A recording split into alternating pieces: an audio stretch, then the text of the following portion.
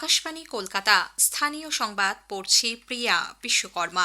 প্রথমে বিশেষ বিশেষ খবর। এসআইআর প্রক্রিয়ায় রাজ্যে বিকেন্দ্রীকৃত শুনানি কেন্দ্র চালুর অনুমোদন দিয়েছে নির্বাচন কমিশন। এসআইআর প্রক্রিয়া পরিকল্পনাহীন ও ত্রুটিপূর্ণ বলে মুখ্যমন্ত্রী মমতা ব্যানার্জি ফের অভিযোগ করেছেন। বিজেপির অভিযোগ, সীমান্তবর্তী জেলাগুলিতে পরিকল্পিতভাবে জনবিন্যাস পরিবর্তনের চেষ্টা চলেছে। কেন্দ্রীয় শ্রম ও কর্মসংস্থান মন্ত্রী মনসুখ মান্ডাভিয়া বলেছেন, নতুন শ্রম কোড চালু হলে চা শ্রমিকরা বিশেষভাবে উপকৃত হবেন। রাজ্যপাল ডক্টর সিভি আনন্দ বোসের উদ্যোগে বন্দে মাতরমের 150 বছর পূর্তি উপলক্ষে আগামীকাল থেকে দুদিনের বিশেষ কর্মসূচি শুরু হচ্ছে। কলকাতা সহ দক্ষিণবঙ্গের প্রায় সব জেলাতেই আগামীকাল থেকে তাপমাত্রা কমার পূর্বাভাস দিয়েছে আলিপুর আবহাওয়া দপ্তর। আসছে বিস্তারিত খবরে। ভোটার তালিকার বিশেষ নিবিড় সংশোধনী এসআইআর প্রক্রিয়ায় রাজ্যে বিকেন্দ্রীকৃত শুনানি কেন্দ্র বা ডিসেন্ট্রালাইজড হিয়ারিং সেন্টার চালুর অনুমোদন দিয়েছে নির্বাচন কমিশন। পশ্চিমবঙ্গের মুখ্য নির্বাচনী আধিকারিকের দপ্তরকে পাঠানো এক নির্দেশিকায় কমিশন জানিয়েছে, ভৌগোলিক বিস্তৃতি, দুর্গম এলাকা, বনাঞ্চল, ছড়িয়ে থাকা বসতি এবং যাতায়াত সংক্রান্ত সমস্যার কথা মাথায় রেখেই এই সিদ্ধান্ত নেওয়া হয়েছে। নির্বাচন কমিশনের তরফে জানানো হয়েছে, রাজ্যের 12টি জেলায় মোট 160টি বিকেন্দ্রীকৃত শুনানি কেন্দ্র তৈরি হবে।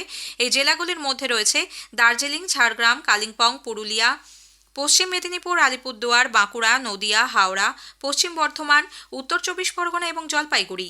কমিশনের অনুমোদন অনুযায়ী দার্জিলিং জেলায় সর্বাধিক 39টি এবং আলিপুরদুয়ারে 38টি এই ধরনের শুনানি কেন্দ্র প্রস্তাব করা হয়েছে।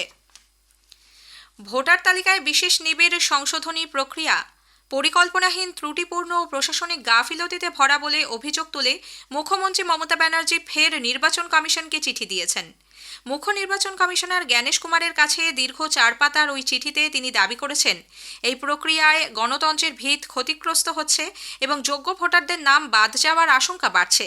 আগেও তিনি এই বিষয়ে কমিশনের দৃষ্টি আকর্ষণ করেছিলেন, কিন্তু সংশোধনের বদলে পরিস্থিতি আরও খারাপ হয়েছে বলে মুখ্যমন্ত্রী চিঠিতে উল্লেখ করেছেন। তার দাবি, পর্যাপ্ত প্রস্তুতি ছাড়াই তড়িঘড়ি এই প্রক্রিয়া চালানো হচ্ছে। আধিকারিকদের যথাযথ প্রশিক্ষণ দেওয়া হয়নি।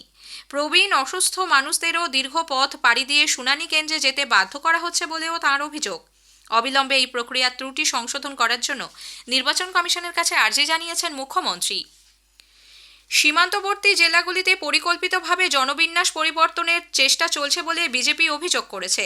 হাওড়ায় আজ দলের পরিবর্তন সংকল্প সভায় যোগ দিয়ে দলের রাজ্য সভাপতি শ্রমিক ভট্টাচার্য বলেন, রাজ্যবাসী তৃণমূল কংগ্রেসের ওপর থেকে আস্থা হারিয়েছে। রাজ্যের আইন শৃঙ্খলা পরিস্থিতি নিয়ে এদিন সমালোচনায় সরব হন তিনি। বাংলাদেশ থেকে লোক নিয়ে চলে আসছেন, রোহিঙ্গাদের নিয়ে চলে আসছেন। মুখ্যমন্ত্রী বলছেন, যারা মারা গেছে তো কি হয়েছে? যারা মারা গেছে তারা তো কারোর ভাই ছিল, কারোর বোন ছিল, বাবা ছিল, একটু ওদের নামটা ভোটার লিস্টে রেখে দেওয়া যায় না? আজকে ভোটার লিস্ট শুদ্ধিকরণের কাজ চলছে, আর এই ভোটার লিস্ট শুদ্ধিকরণের কাজ শুধু এসআইআর এর মধ্যে দিয়ে সম্পন্ন হবে না।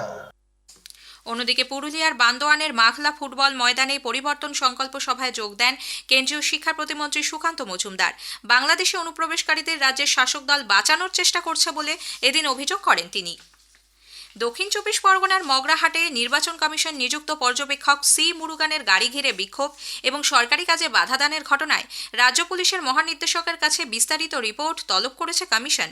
রাজ্য পুলিশের মহানির্দেশক রাজীব কুমারকে আগামী মঙ্গলবার বিকেল 5টার মধ্যে ঘটনার পূর্ণাঙ্গ রিপোর্ট জমা দিতে বলা হয়েছে। নির্বাচন কমিশন রাজ্যের আইন শৃঙ্খলা পরিস্থিতি নিয়ে আগামীকাল থেকে সাপ্তাহিক রিপোর্ট দেওয়ার জন্য সব জেলাশাসককে নির্দেশ দিয়েছে। রাজ্যের মুখ্য নির্বাচনী আধিকারিকের দপ্তরের তরফে পাঠানো ওই নির্দেশিকায় বলা হয়েছে, প্রতি সপ্তাহে জেলাশাসকরা আইন শৃঙ্খলা সংক্রান্ত বিস্তারিত রিপোর্ট সিইও দপ্তরে পাঠাবেন। এরপর সেই রিপোর্ট যাবে নির্বাচন কমিশনের কাছে। ভোটের আগে নজরদারি আরও বাড়াতে ইতোমধ্যেই 25টি নোডাল এজেন্সি নিয়োগ করা হয়েছে। আগামীকাল থেকেই তারা কাজ শুরু করবে। প্রতিটি জেলায় জেলাশাসকের নেতৃত্বে আলাদা কমিটি গঠন করা হয়েছে, যারা এই নোডাল এজেন্সিগুলির সঙ্গে সমন্বয় রেখে কাজ করবে।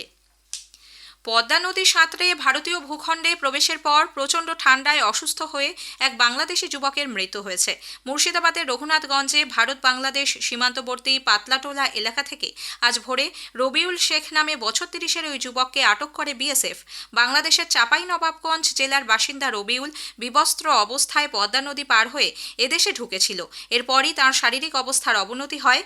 জঙ্গিপুর মহকুমা হাসপাতালে নিয়ে যাওয়া হলে চিকিৎসকরা তাঁকে মৃত ঘোষণা করেন। স্থানীয় সংবাদ শুনছেন আকাশবাণী কলকাতা কেন্দ্র থেকে। আমাদের সংবাদ শোনা যাচ্ছে ইউটিউব চ্যানেল আকাশবাণী সংবাদ বাংলা, ফেসবুক ও ইনস্টাগ্রাম আকাশবাণী সংবাদ কলকাতা এবং এক্স হ্যান্ডেল AIR নিউজ কলকাতাতে। নতুন শ্রম কোড চালু হলে চা শ্রমিকরা বিশেষভাবে উপকৃত হবেন বলে কেন্দ্রীয় শ্রম ও কর্মসংস্থান মন্ত্রী মনসুখ মান্ডাভিয়া জানিয়েছেন।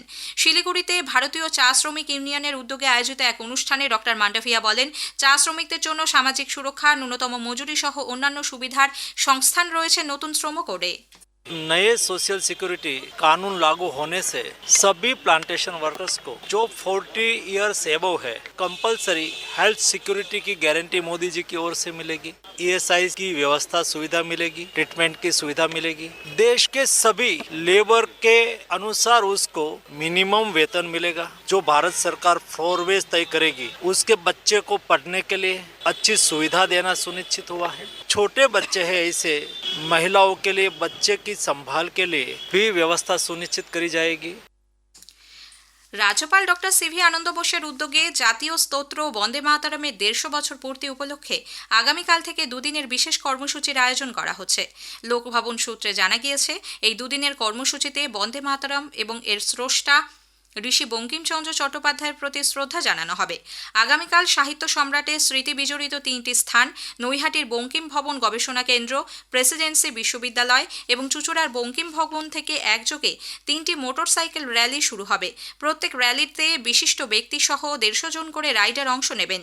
3টি র্যালি এসে মিলিত হবে জোড়াসাঁকোর ঠাকুরবাড়িতে। সেখানে অখণ্ড জ্যোতি প্রজ্বলনের মাধ্যমে অনুষ্ঠানের প্রথম পর্ব সম্পন্ন হবে। পরদিন 6 জানুয়ারি জোড়াসাঁকোর ঠাকুরবাড়ি থেকে ভিক্টোরিয়া মেমোরিয়াল হল পর্যন্ত অখণ্ড জ্যোতি নিয়ে এক বিশেষ র্যালির আয়োজন করা হচ্ছে। এই র্যালির নেতৃত্ব দেবার কথা প্রখ্যাত ক্রীড়াবিদ PT উষার। 2025 সালের মধ্যে ভারত সম্পর্কে সারা বিশ্বের চিন্তাভাবনা পরিবর্তিত হয়েছে। নির্ণায়ক শক্তি হিসেবে উঠে এসেছে ভারত, একটি প্রতিবেদন। ভারত সম্পর্কে সারা বিশ্বের ধারণা উল্লেখযোগ্যভাবে পরিবর্তিত হয়েছে। IMF UPI কে বিশ্বের বৃহত্তম রিয়েল টাইম পেমেন্ট হিসেবে স্বীকৃতি দিয়েছে। BOF এর সমীক্ষায় এশিয়ার সবথেকে পছন্দের বাজার হিসেবে জাপানকে সরিয়ে ভারত জায়গা করে নিয়েছে।